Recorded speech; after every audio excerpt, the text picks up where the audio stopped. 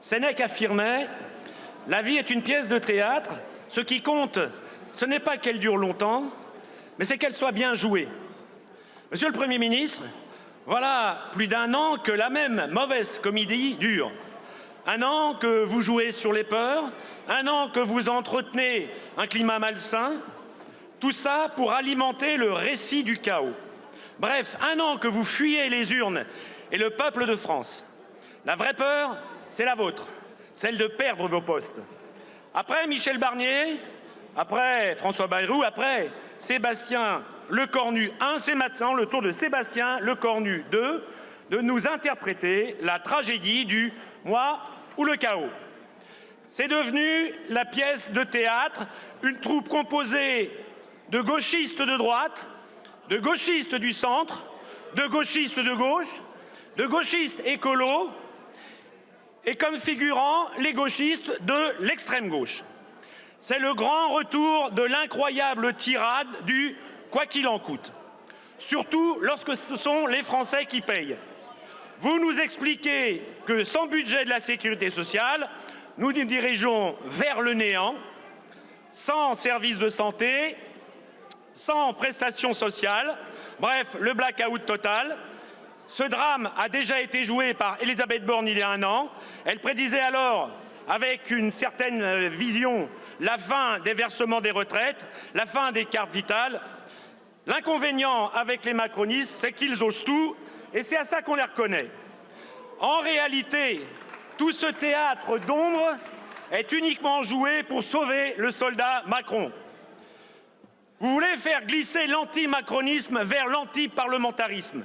Ni vu, ni connu. Vous cherchez à rendre le Parlement coupable de vos échecs, coupable de vos décisions, Monsieur le Président Macron, coupable de la crise politique. Pour illustrer votre niveau de cynisme, il faut rembobiner 4 mois en arrière déjà. Le prétendu socle commun, avec ses complices de LR, soutenait alors la déclaration de François Bayrou. Il fallait impérativement trouver 40 milliards d'économies et poursuivre les réformes sur les retraites. Il y a 4 mois, c'était 40 milliards d'économies ou l'apocalypse. Aujourd'hui, vous nous présentez sans aucune honte un budget de la sécurité sociale avec plus de 24 milliards de déficit. Dans le film et dans les vieux films, les rôles sont répartis. Olivier Faure tient le pistolet, Sébastien Lecornu 2 creuse. Sans budget de la sécurité sociale, Monsieur Lecornu 2, vous menacez avec une intensité exceptionnelle d'une perte totale de contrôle. Mais c'est déjà le cas. Insécurité, une agression toutes les 3 minutes, 40 attaques au couteau par jour, hausse des prix de l'électricité, de l'essence, de l'alimentation et maintenant des mutuelles. Raquettes fiscales, taxes sur les dons, taxes sur les toilettes, taxes sur les bénéfices, explosion des normes et des contraintes, 400 000 normes en France, faillite des entreprises, démantèlement et fermeture, et la dernière en date, Brandt.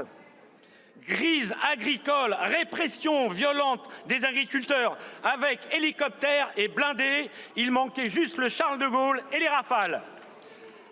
Et enfin, désindustrialisation massive, le grand remplacement des véhicules thermiques par les véhicules électriques chinois, avec le carnage industriel que cela prépare. Ah ben vous voulez pas l'entendre, mais c'est le cas, moi je vous le dis. Vous laissez tomber la France dans la désolation et vous essayez d'en faire porter la responsabilité au Parlement. Ce budget de la sécurité sociale, c'est le budget de ceux qui n'aiment pas la France, de ceux qui n'aiment pas l'entreprise, de ceux qui n'aiment pas les retraités, de ceux qui n'aiment pas les Français. Pourtant, la France est belle, la France est généreuse, la France est éternelle. Elle mérite mieux que vos tragédies et vos alliances de circonstances. À ceux qui aiment encore la France, vive la République et vive la France!